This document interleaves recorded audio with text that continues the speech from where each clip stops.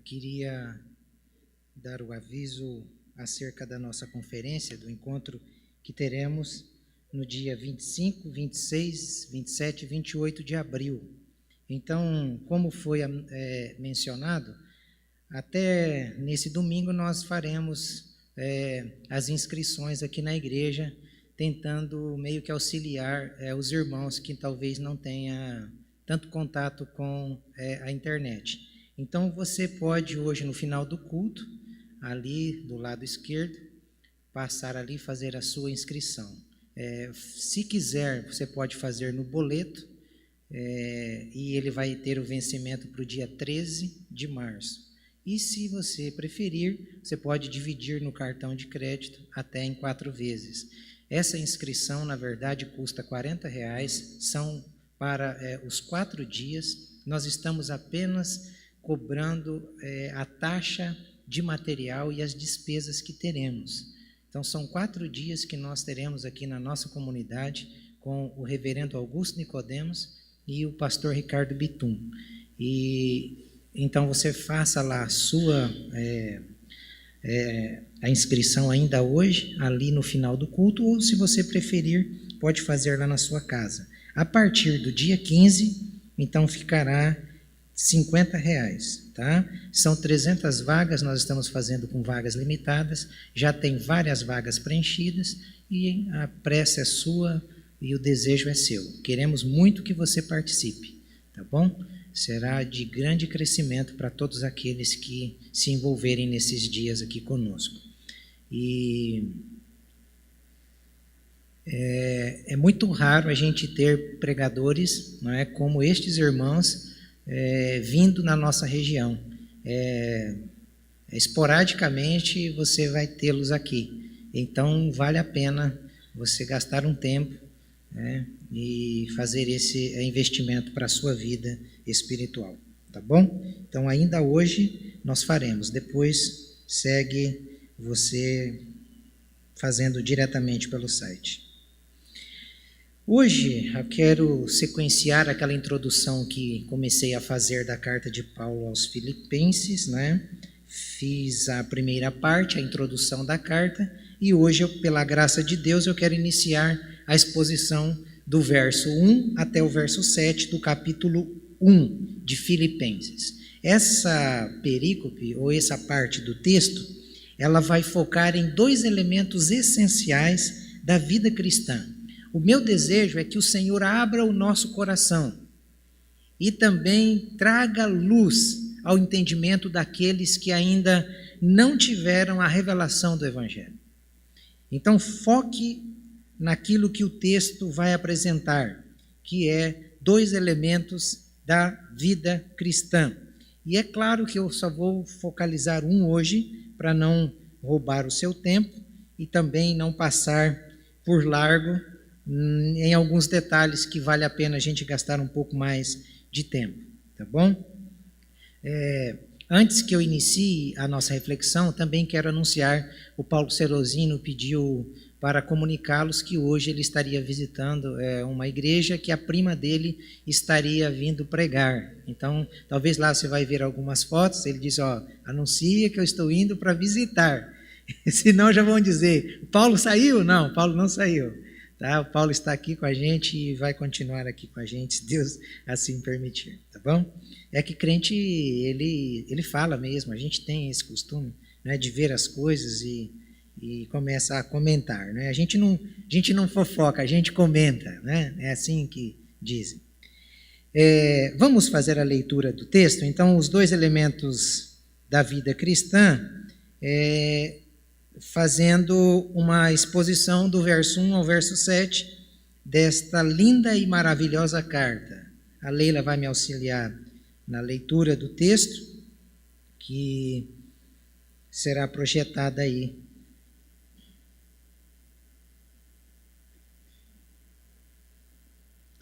Paulo e Timóteo, servos de Cristo Jesus, a todos os santos em Cristo Jesus, inclusive bispos e diáconos que vivem em Filipos. Que a graça e a paz de Deus, nosso Pai, e do Senhor Jesus Cristo estejam com vocês. Dou graças ao meu Deus por tudo que lembro de vocês, fazendo sempre com alegria súplicas por todos vocês em todas as minhas orações. Dou graças pela maneira como vocês têm participado na proclamação do Evangelho, desde o primeiro dia até agora. Sou certo de que aquele que começou boa obra em vocês há de completá-la até o dia de Cristo Jesus. Aliás, é justo que eu assim pense de todos vocês, porque os trago no coração, seja nas minhas algemas, seja na defesa e confirmação do Evangelho, pois todos vocês são participantes da graça comigo. Amém. Mesmo assentados, convido você a fechar os seus olhos, a fazer uma oração a Deus também. Pai, nós estamos aqui reunidos em torno da sua palavra e nós te pedimos nessa noite, fale conosco, Senhor. Rasga o nosso coração, ajuda-nos a entender a profundidade deste texto. Desperta-nos para o avivamento que o Senhor deseja fazer em nossa vida. Coloca em nós esse mesmo sentimento que tinha no apóstolo Paulo, nos irmãos da igreja de Filipos, de sermos participantes na pregação, no anúncio das Sagradas Escrituras. Auxilie-nos, abrindo o nosso entendimento, iluminando a nossa mente e revelando ao nosso coração as verdades da Tua palavra. Inquieta-nos para também proclamarmos a Tua palavra com coragem, com intrepidez, com ousadia no Espírito e vermos os frutos que ela produz quando cai na terra boa, Pai. É isso que te pedimos, em nome do Seu Filho Jesus. Amém. Amém. Antes de nós entrarmos no texto, eu quero lhe chamar a atenção para como Paulo começa essa carta. A introdução dessa carta é uma quebra de princípios que os homens costumam fazer. A hierarquia eclesiástica é quebrada aqui, porque na nossa mente, primeiro devem vir aqueles que nos lideram na saudação. E Paulo faz o inverso. Paulo, ele proclama a sua saudação direcionada primeiramente aos servos de Jesus Cristo. Depois ele segue uma cadência dizendo não só aos servos, mas também aos santos, porque todo servo de Cristo, ele tem esta responsabilidade de ser santo. Não tem um servo de Cristo que não seja santo. E não há possibilidade de dizermos que somos servos de Cristo sem uma vida santa. Então Paulo segue uma cadência e vai mostrando como aqueles irmãos eram irmãos amados do coração dele. E ele coloca, inclusive, aos bispos, aos diáconos que vivem em Filipos. E ele conclui essa saudação com o princípio e o fim da fé, que são as duas primeiras palavras que a gente vê depois da cidade de Filipos: graça e paz. Graça é o princípio, paz é o fim da fé. A graça serve para gerar paz em nosso coração.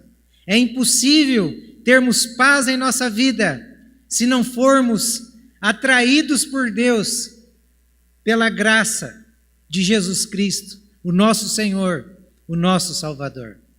E aí Paulo vai seguir uma cadência que nós vamos gastar algum tempo para analisarmos de modo mais detalhado.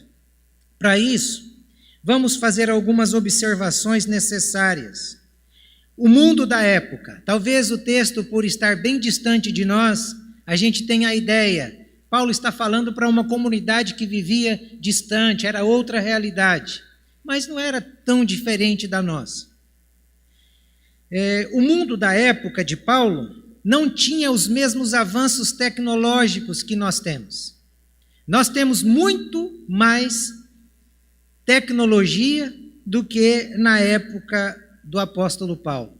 Os avanços científicos de hoje são muito mais do que na época de Paulo. Porém, o relativismo e o liberalismo hoje é muito maior do que na época de Paulo. Hoje a pecaminosidade, ela cresceu de tal modo que muitas coisas que a Bíblia classifica como pecado, as comunidades estão aceitando, estão engolindo, estão dizendo que isso é modernização, que isso é o avanço. Não é avanço. O pecado de antes é o mesmo pecado hoje. O autor aos Hebreus diz que o nosso Deus é o mesmo Deus. O Deus de ontem, o Deus de hoje é o mesmo, ele não muda. O seu caráter é o mesmo. A sua santidade é a mesma. Então não temos como, de maneira nenhuma, secularizar a mensagem do Evangelho e achar que o homossexualismo, achar que a mentira, achar que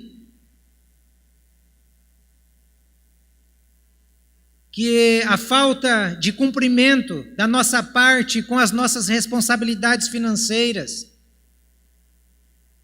Muitos compram, não pagam. Achar que estas coisas, elas são normais, elas não são normais. Achar que, em nome da evolução da moda, as mulheres andarem com os seus seios saltando, não é normal. Homens que não gastam tempo com as Sagradas Escrituras, mas que gastam tempo com pornografia, isso não é normal. Isso é pecado, isso Deus não se agrada. Deus está chamando homens, mulheres, jovens e adolescentes para se tornarem servos. E o servo tem essa característica de ser santo. Então, nós não podemos, de maneira nenhuma, negar a mensagem da cruz, o evangelho da cruz.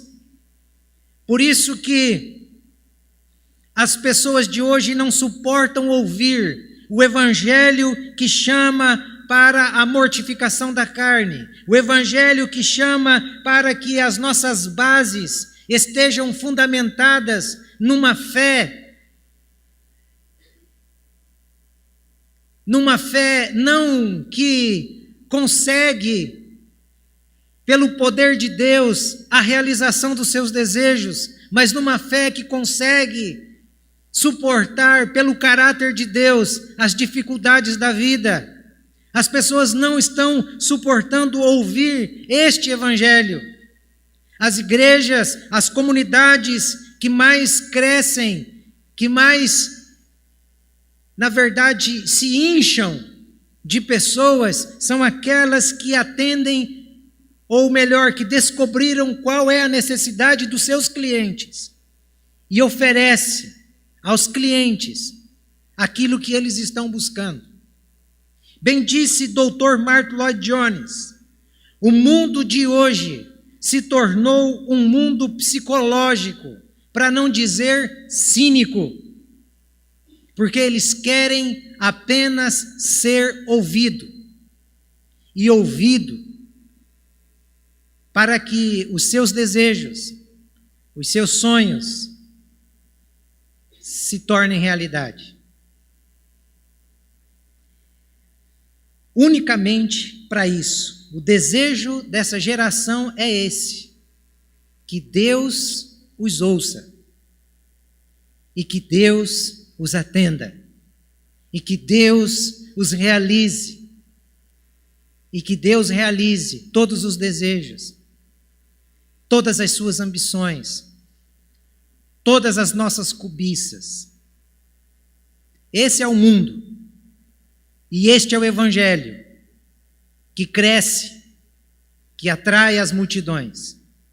Mas nós vamos continuar prosseguindo na mesma mensagem que o apóstolo Paulo deixou àquela igreja, e que todos nós temos a responsabilidade, como cristãos, de abraçá-la, de nos envolvermos com ela, que é a mensagem da cruz, a mensagem que tem o poder de transformar a vida do homem, o poder de tirar o mais vil pecador da lama do pecado e transformá-lo num servo santo, separado e que vai morar no céu.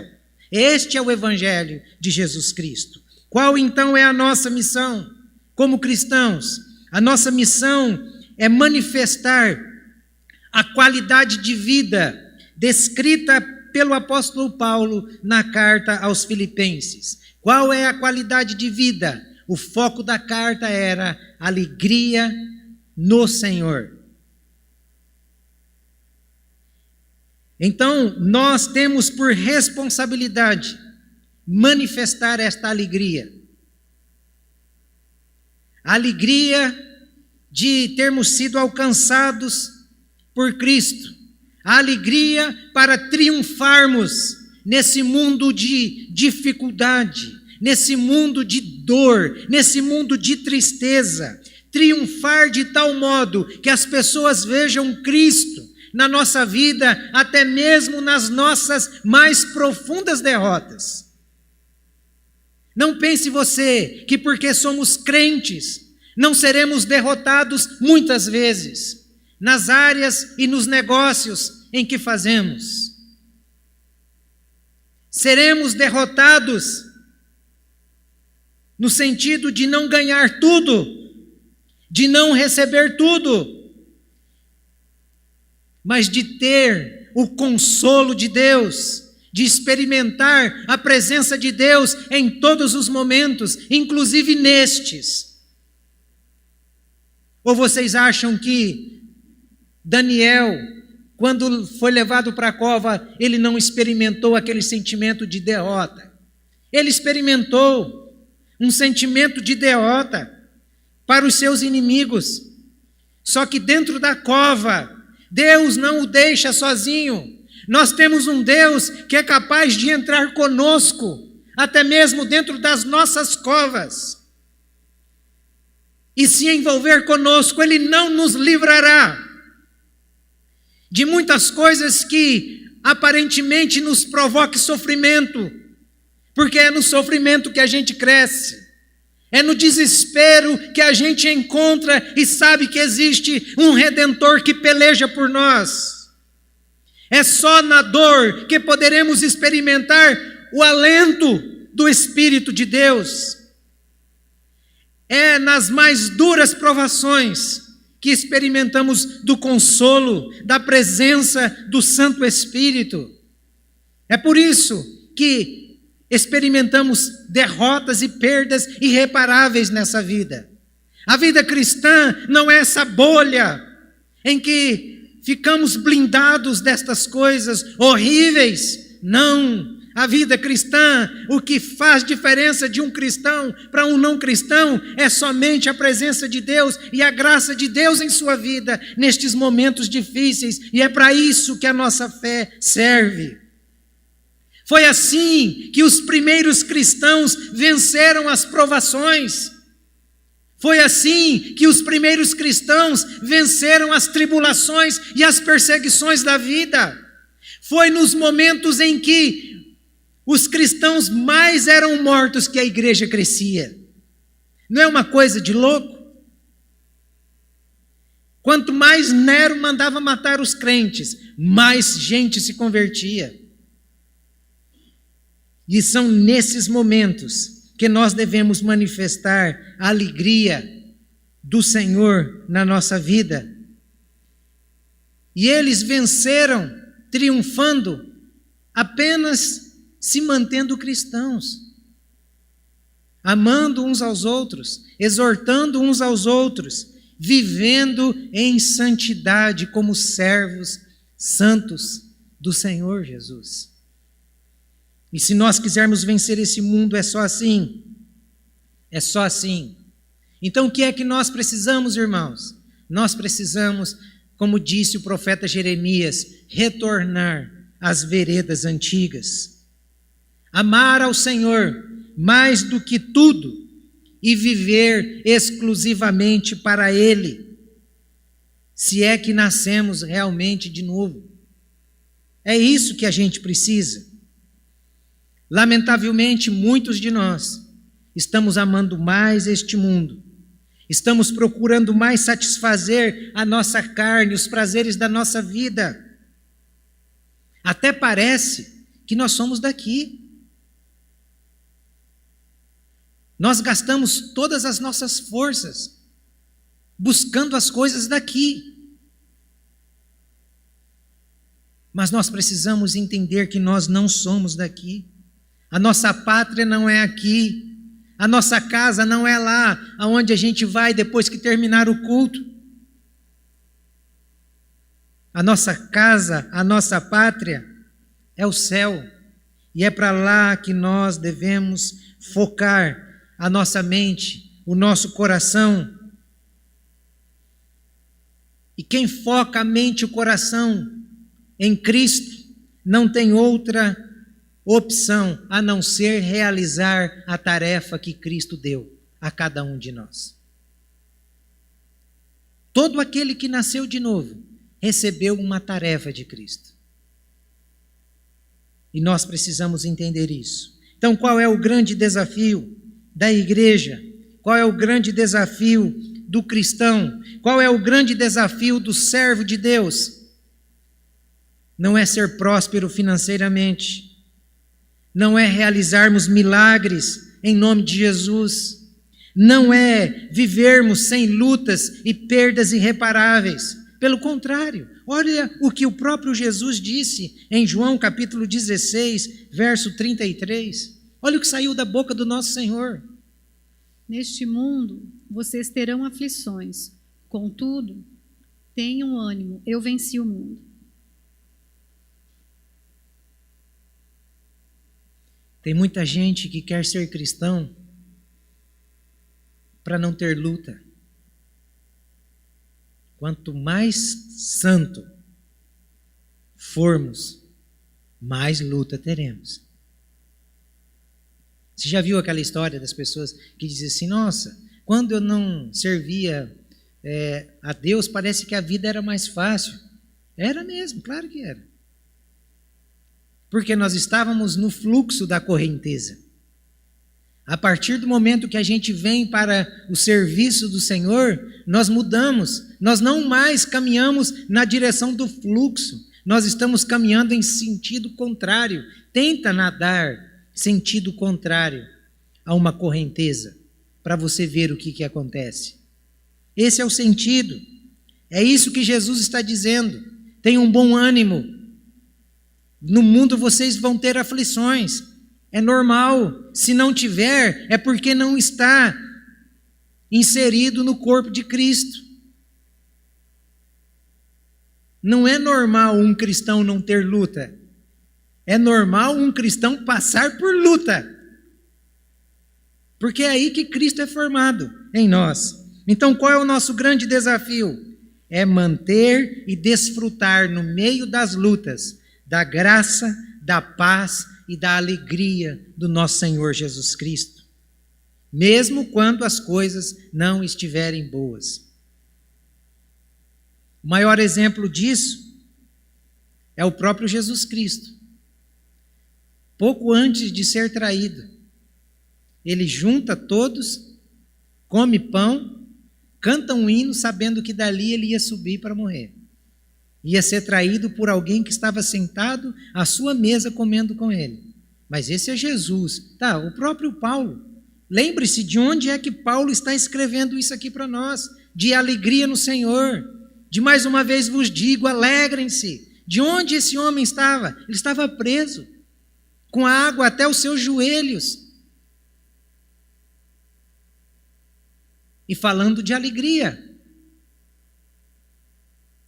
O mundo atual e as pessoas secularizadas, elas estão procurando o quê? Felicidade. Elas estão procurando o quê? Alegria. As pessoas querem felicidade, as pessoas querem alegria. Qual é o nicho do mercado hoje que mais rende? É o nicho que proporciona alegria e felicidade. Olha para os parques temáticos e vejam se há crise para eles. Vai lá no Beto Carreiro, vê se há crise. Vai lá na Disney, o dólar caro do jeito que está, vê o tanto de brasileiro que vai para lá. O que eles estão buscando? Alegria, felicidade. Por quê? Porque o homem natural, ele não aceita se sentir miserável e infeliz. E é isso que somos fora de Cristo. Toda pessoa fora de Cristo, por mais rico que ele seja, ele é um miserável, ele é um infeliz.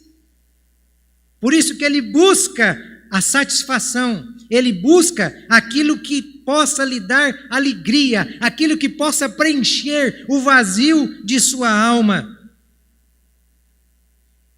As pessoas querem conforto.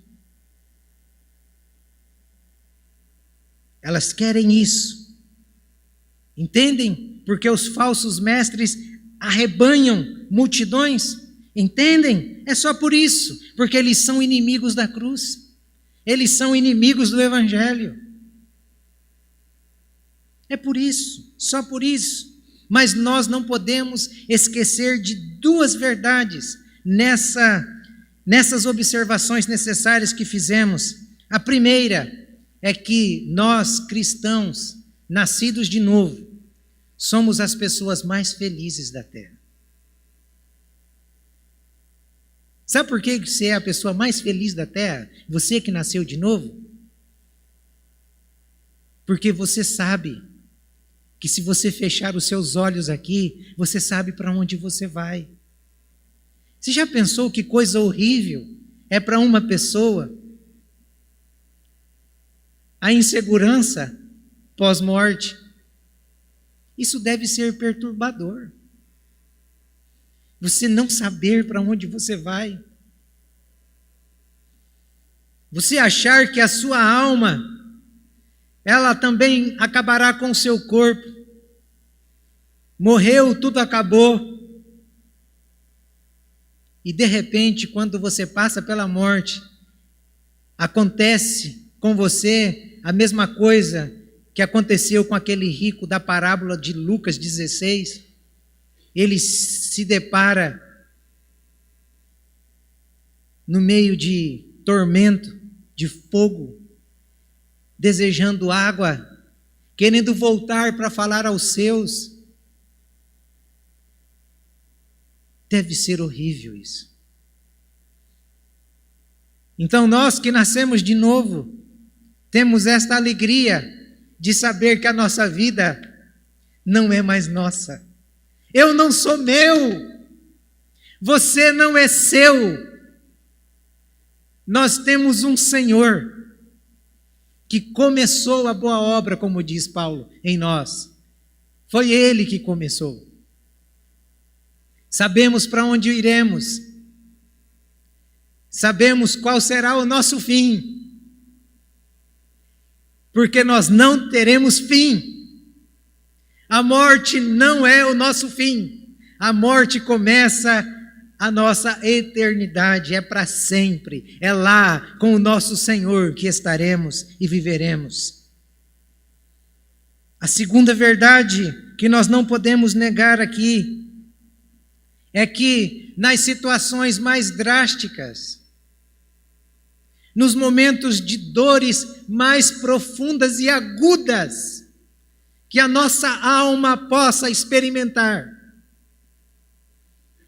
nós receberemos de Deus, pela pessoa do Espírito Santo, o consolo, a força, o renovo para passar por aquilo. Só nós que nascemos de novo temos isso. As pessoas secularizadas não experimentam disso. Você já foi em velório de gente que não é cristão? Você já viu que tristeza que é um velório desse? Todo velório é triste. Porque há aquela dor da separação.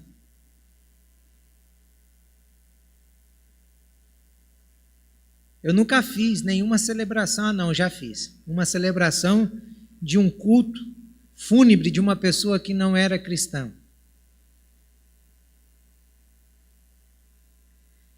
Olha, é duro, hein? Parece que até o semblante do defunto é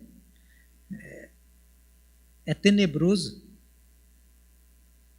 Tem uns crentes que morrem que você vai ali, parece que eles estão sorrindo. É como se eles estivessem dizendo: ah, se você soubesse onde eu estou.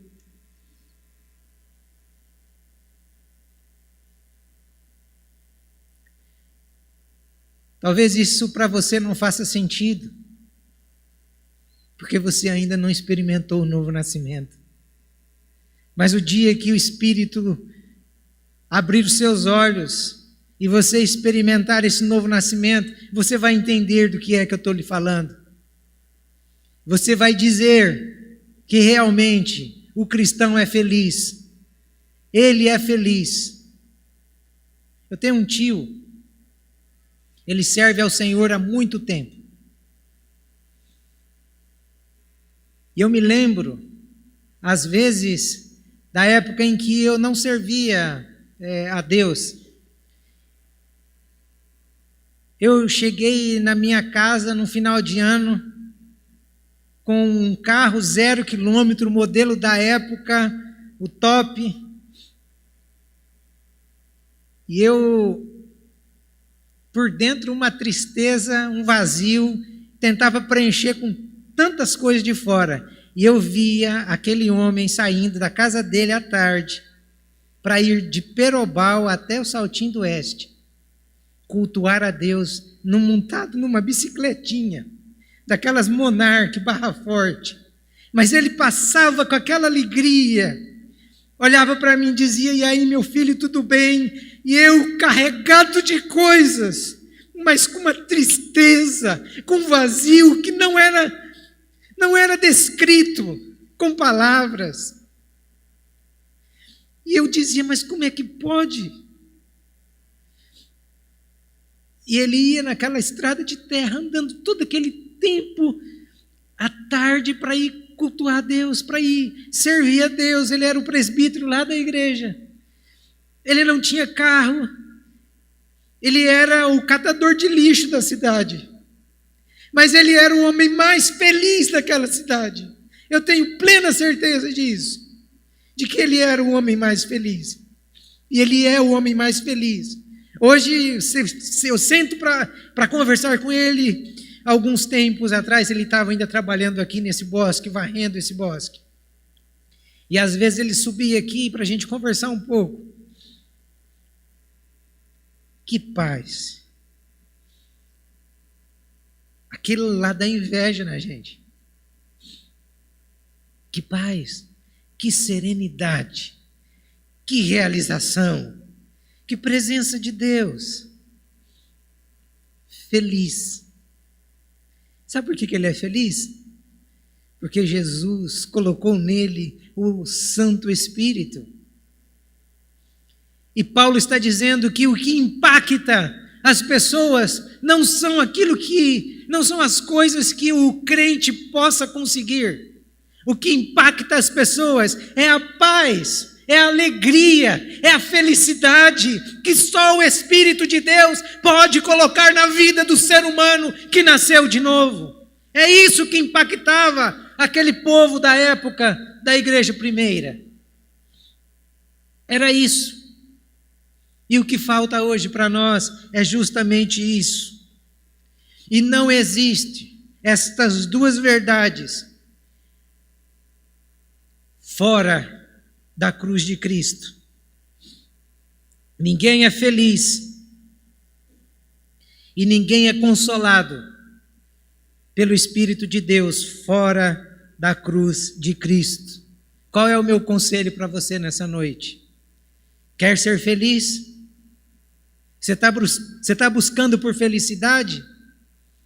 Renda-se a Cristo e serás a pessoa mais feliz da terra. Por isso que Paulo disse, se a nossa esperança estiver aqui nessa terra, nós somos os mais miseráveis de todos os homens. Por isso que a pessoa que só tem dinheiro, ela é miserável, porque ela só tem dinheiro. Ela não é rica. É miserável. Então que o Senhor nessa noite possa abrir o nosso coração para estas verdades. E o primeiro elemento da vida cristã está em sua base. Verso de número 5.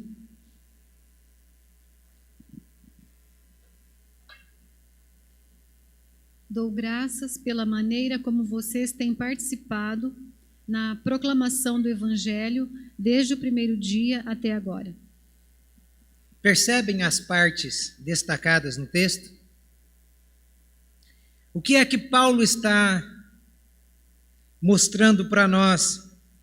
Que o primeiro elemento da vida cristã está em seu fundamento, que é a fé. E olhe o que a fé leva-nos a fazer. A fé não é para recebermos. A fé é para fazermos. A fé requer de nós obediência. Requer de nós serviço. Perceberam que Paulo está fazendo uma distinção de um cristão para um religioso, de um cristão que nasceu de novo para um evangélico, frequentador de igreja. Paulo está dizendo que o cristão participa da proclamação do evangelho. Quem nasceu de novo proclama o evangelho. O que é proclamar o evangelho? É falar de Jesus Cristo. Falar não só com a vida tem que falar, mas falar também com a boca. Paulo está dizendo, olha, vocês têm participado na proclamação do evangelho. A fé de vocês levou vocês a também falar a outras pessoas do que é que Cristo fez por vocês. A partir do momento em que a pessoa nasce de novo, a partir do momento que ela teve essa experiência com Cristo, ela começa a falar de sua experiência de amor com Deus através de Jesus Cristo. Deve ser comparado de modo simples para que compreendamos. Sabe aquele casal apaixonado que está preparando as coisas para se casar?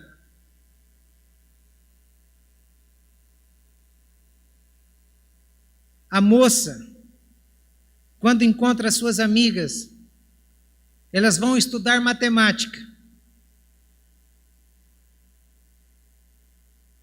E no meio dos cálculos, essa pessoa dá um jeito de falar do seu casamento. Ela dá um jeito de falar do seu namorado, do seu noivo, do seu esposo. O moço, da mesma forma, ele está encantado. A princesa de sua vida, a mulher de sua vida, ele está no jogo de futebol, ele dá um jeito de falar aos seus amigos sobre o seu casamento. E fala com uma paixão que em suas palavras é como se você pudesse ver aqueles coraçõezinhos saindo dos olhos de cada uma dessas pessoas que estão apaixonadas. Mas o que é que isso tem a ver? Tem tudo a ver conosco. Nós não somos a noiva.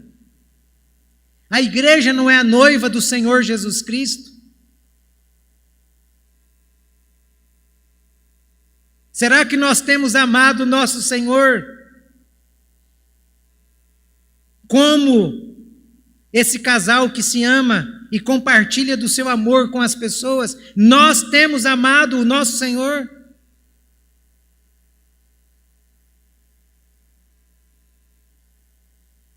Porque se nós não estivermos apaixonados, amando o nosso Senhor, provavelmente nós teremos vergonha de compartilhar do Evangelho de nosso Senhor.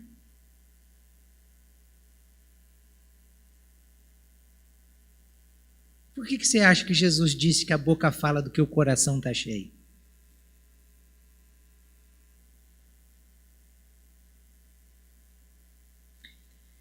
Aí você pode dizer, mas isso aí é um dom. Evangelizar é um dom. Não é um dom. Tem o dom de evangelismo. Mas testemunhar é tarefa de todo discípulo de Jesus. Todo discípulo de Jesus precisa fazer isso. Você pode ver que todo casal que está apaixonado, ele tem dom de ficar falando. Não, ele não tem dom. É que o coração dele está tão emaranhado com aquele negócio, está tão seduzido por aquele negócio, que ele quer compartilhar daquilo até estudando matemática, até jogando futebol. E por que com o Evangelho nós queremos fazer essa divisão? Todo discípulo de Jesus deve sim testemunhar, porque esta foi uma ordem que ele deu a todo aquele que nele cresce. E se a nossa fé não é dinâmica, nesse sentido, é um mau sinal. Um péssimo sinal. É como se a luz vermelha da fé estivesse sendo acesa e piscando em nossa mente, em nossa consciência, dizendo que nós estamos parados, que nós estamos parados.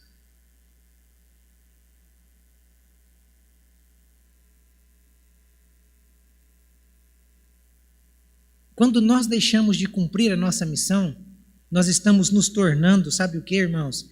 Religiosos. Consumidores da fé. Eu venho para esse lugar aqui só para receber. Eu não tenho nada para dar às pessoas que estão fora. Nem o próprio Evangelho. Nem o próprio Evangelho. Você já parou para pensar que nós poderíamos, nesse ano, às vezes as pessoas dizem, mas por que a igreja não cresce? Por que a igreja não cresce? Não cresce por quê? Porque nós não estamos fazendo o nosso papel, que é testemunhar. Você já pensou se cada um de nós, resolvêssemos investir tempo de oração, de leitura,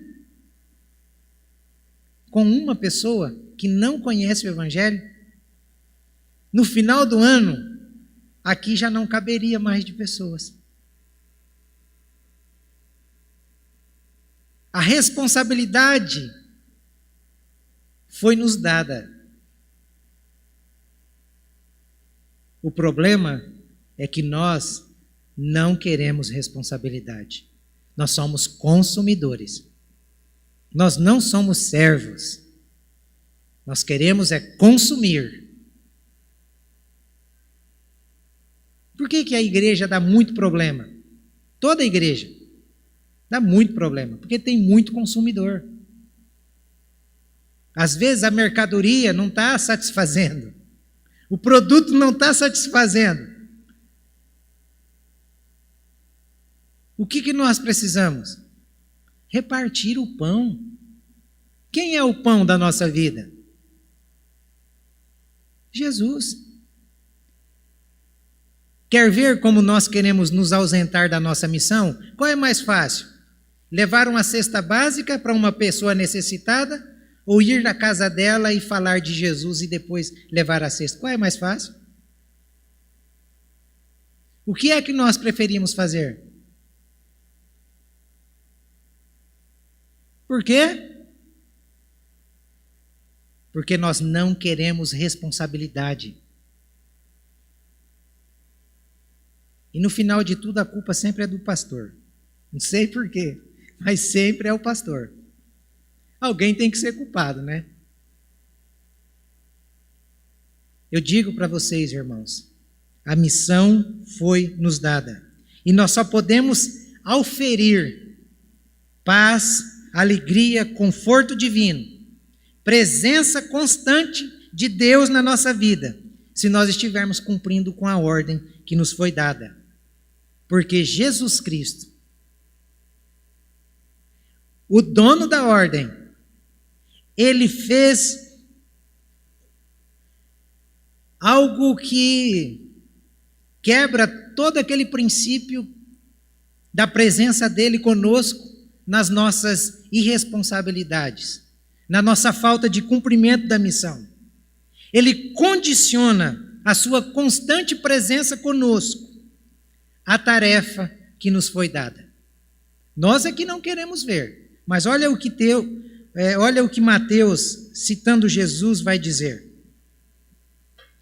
Portanto, vão e façam discípulos de todas as nações, batizando-os em nome do Pai e do Filho e do Espírito Santo, ensinando-os a obedecer a tudo o que eu lhes ordenei, e eu estarei com vocês até o fim dos tempos. A gente só quer ficar com a parte última do versículo, né? E eu estarei com vocês até o fim dos tempos. Essa parte é boa, não é? É ou não é boa? É excelente. Só que essa parte, ela está vinculada com a tarefa que nos foi dada. Percebem que a frase começa com uma conjunção conclusiva. Portanto. Então quer dizer, olha, se vocês forem fazerem discípulos de todas as nações, batizando-os em nome do Pai, do Filho e do Espírito Santo, ensinando-os a obedecer a tudo o que eu lhes ordeno.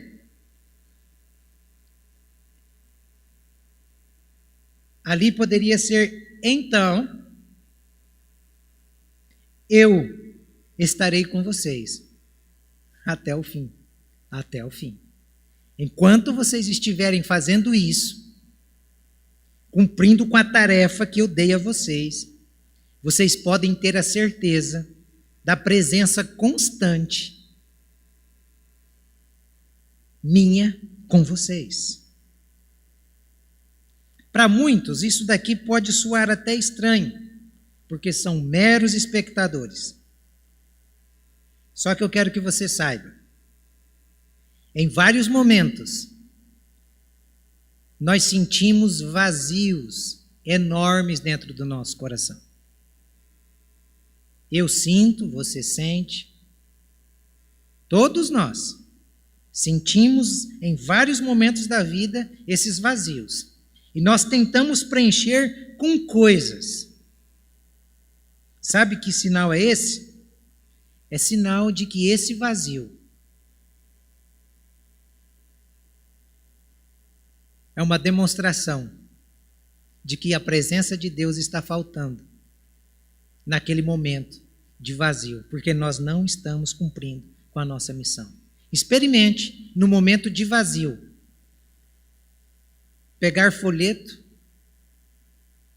Experimente, no momento de vazio, orar por alguém que não conhece Jesus, ir até essa pessoa e se envolver e gastar tempo com ela para ver se o vazio não sai.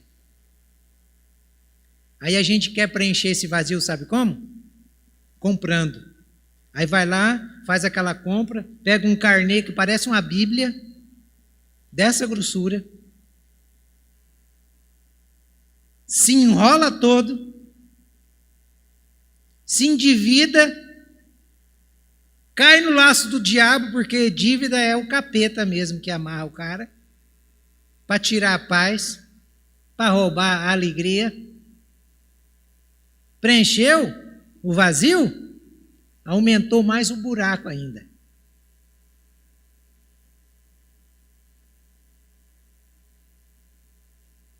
Por quê? Porque nós estamos em desobediência. Falta-nos submissão à missão que Deus nos deu, à tarefa que Deus nos deu. Falta-nos falar do amado. Pode perceber, a pessoa quando está vazia, a primeira coisa que ela quer fazer é comprar. Preciso comprar, preciso adquirir, eu tenho que ter alguma coisa para dar um pouquinho de alegria. Está comprando algo para roubar a paz. E seria tão fácil, nesse momento de vazio. Momento de vazio é como se Deus estivesse falando: dobra o joelho, meu filho, vai orar, busca a minha presença. Meu filho, nesse momento de vazio, vai fazer a minha obra, preencha esse vazio com espaço, que é do meu tamanho e só eu posso estar aí nesse espaço, preenche.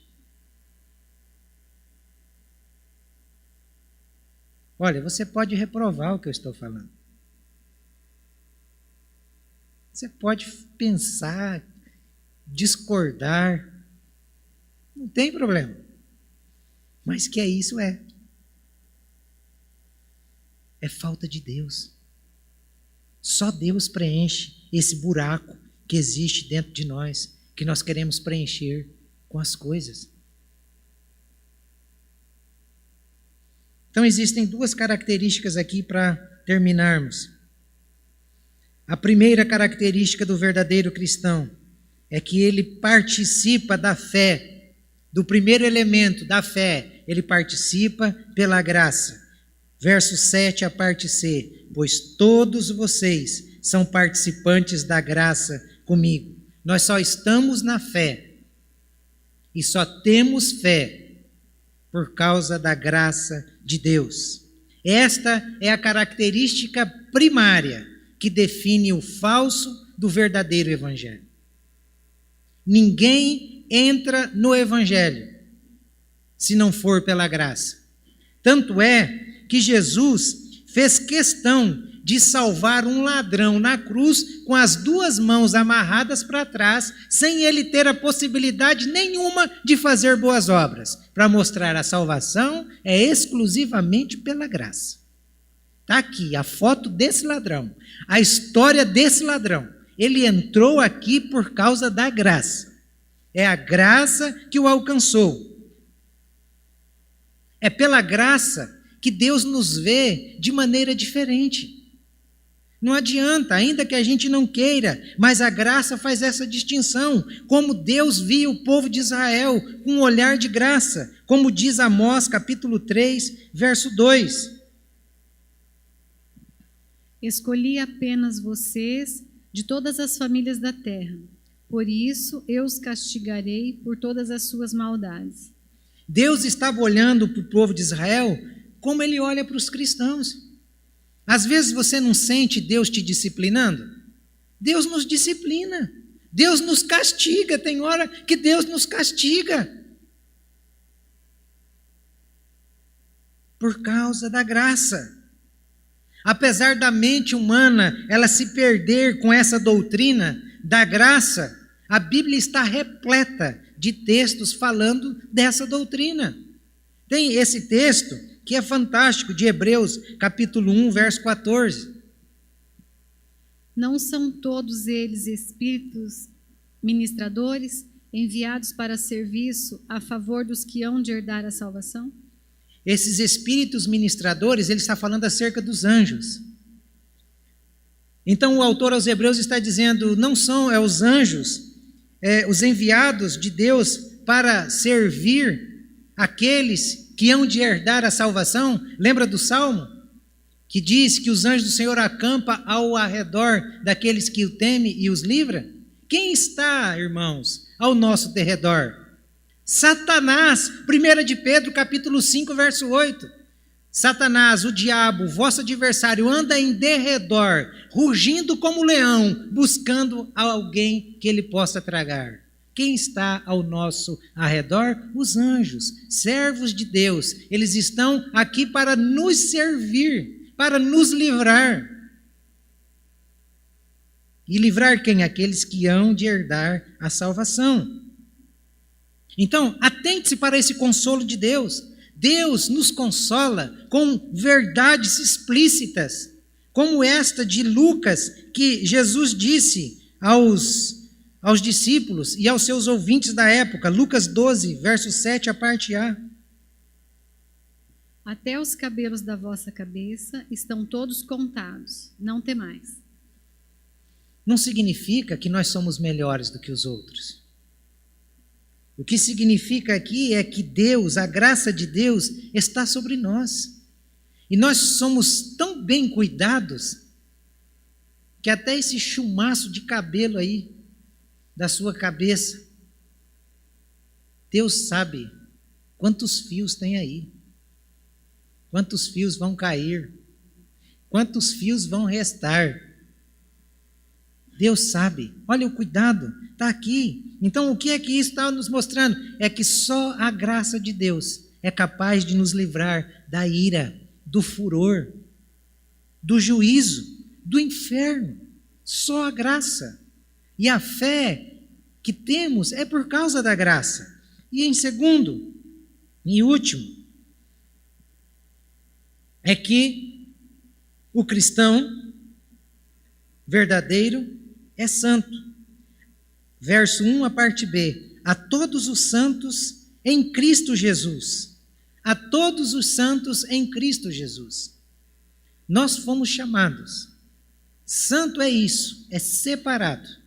A palavra santo sempre terá esse significado. Lembra das coisas do templo quando elas eram santificadas? Eram os objetos que eram postos à parte para o uso exclusivo do Senhor. Então, a palavra santo tem esse significado para nós. Mas nós carregamos um erro, porque fomos colonizados por países católicos. E o catolicismo defende a ideia da canonização de santos, ou da canonização de pessoas a se tornarem santas. É ali aplicado alguns testes, para que essas pessoas, depois de mortas, então quando estes testes são realizados, se não me falha a memória, pelo menos 3 milagres têm que acontecer, em nome ou por pedido daquela pessoa que morreu. Aí, então, o Papa tem o poder de elevar essa pessoa a se tornar um santo. Agora me responda, quem é o Papa? Quem é o pastor? Quem é o apóstolo que pode elevar uma pessoa a santo? Quem é que pode dizer, este é santo, aquele não é santo, este é santo porque realizou isso? Quem pode? Ninguém. Ninguém. Por quê? Porque a Bíblia é muito clara que nós somos santos por uma decisão divina, através da pessoa bendita de Jesus Cristo. Só em Jesus Cristo, só através de Jesus Cristo é que podemos ser santos. Paulo, quando está escrevendo, ele diz aos santos que estão em Filipos. Ele estava escrevendo às pessoas que haviam morrido e que haviam sido canonizadas em Filipos. Morto lê carta?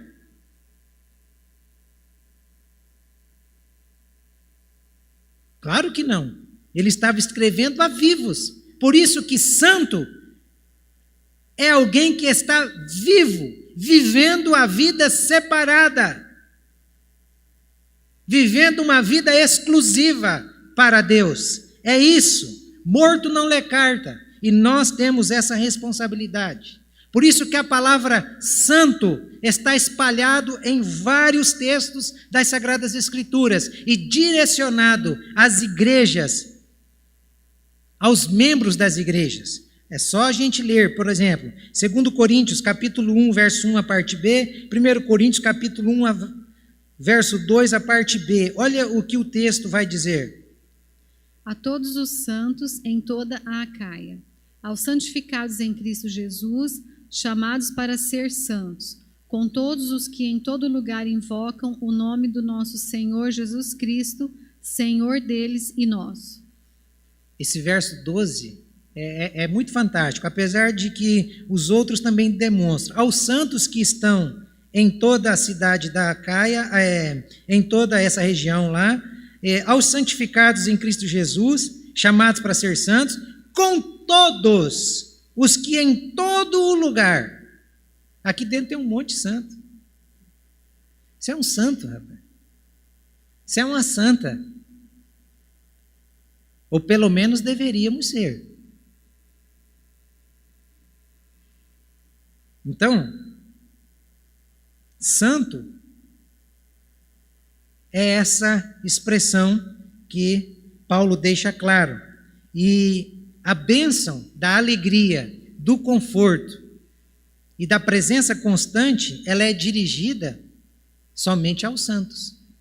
Só o santo pode sentir a presença de Deus constante, o conforto, o consolo e a alegria no Espírito Santo. E como que a gente se santifica? Através da canonização do Papa? Através da unção que um pastor pode fazer? De jeito nenhum. Só em Cristo. Por isso Paulo vai usar 48 vezes a expressão aos santos em Cristo, ou melhor, em Cristo.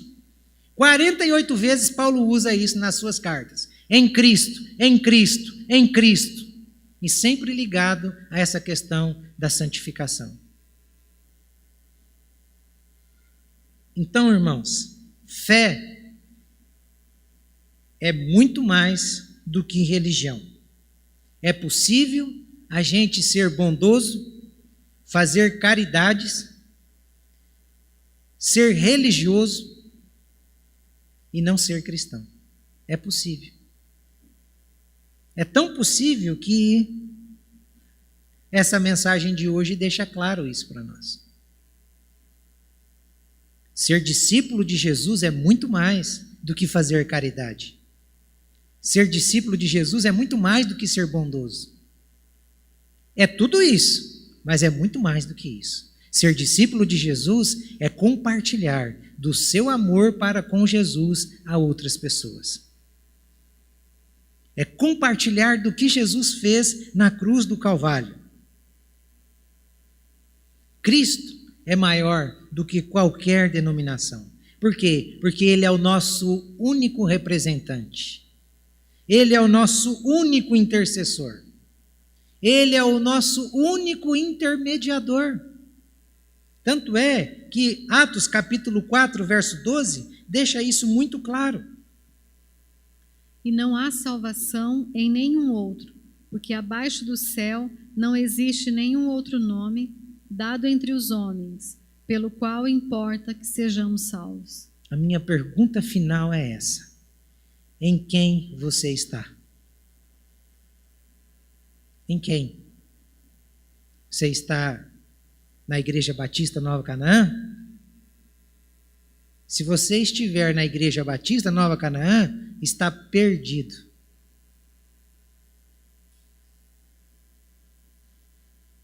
Agora, se você estiver em Cristo, glória a Deus, porque você é um salvo.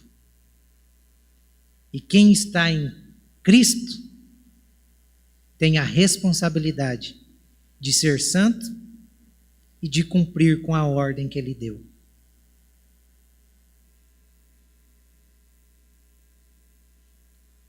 Tem certeza de que você está em Cristo? Se tem certeza, esse texto. Se não tem certeza, esse texto vai lhe responder. E a gente ora depois dele. As minhas ovelhas ouvem a minha voz. Eu as conheço e elas me seguem. As minhas ovelhas ouvem a minha voz. A palavra que saiu deste púlpito, nesta noite, é a palavra de Deus. Se você estava enferrujado, o Espírito nessa noite derrama óleo para lubrificar as engrenagens, para que possamos retornar no cumprimento da nossa tarefa, que é anunciar o amor de Jesus a outras pessoas. Aí sim, estaremos como ovelhas de Jesus, ouvindo a voz do nosso pastor. Não deste, do nosso pastor. Nosso pastor é Cristo. E ele disse que as suas ovelhas ouvem a sua voz. Confere se tudo isso que foi mencionado não é a voz do Senhor através das Escrituras. Se não for, joga tudo fora. Agora, se for, isso servirá como um peso no dia do nosso encontro com Ele. Porque alertado fomos. Que Deus tenha misericórdia da nossa alma, irmãos. E nessa noite, se tem alguém aqui que está procurando alegria e felicidade, aqui está o lugar onde você pode encontrar Jesus Cristo. Este é o lugar, Jesus Cristo. Não é aqui dentro, não. É na pessoa de Jesus Cristo. E eu quero terminar esse culto aqui orando. E depois nós vamos cantar, Natália? Vai cantar, Natália? Os irmãos do louvor podem vir. Eu quero orar com você que está aqui nessa noite. Você que está aí nos acompanhando pela internet também.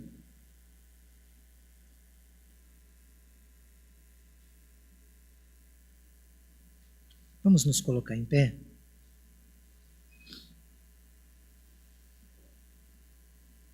Se você não tem encontrado satisfação, realização, alegria, felicidade, peça para Jesus agora. Que Ele pode, só Ele pode, te dar a verdadeira alegria, a verdadeira felicidade. Só Ele pode lhe dar a paz que excede todo entendimento. Só Ele. Peça a Ele. Se tem uma coisa que Ele quer,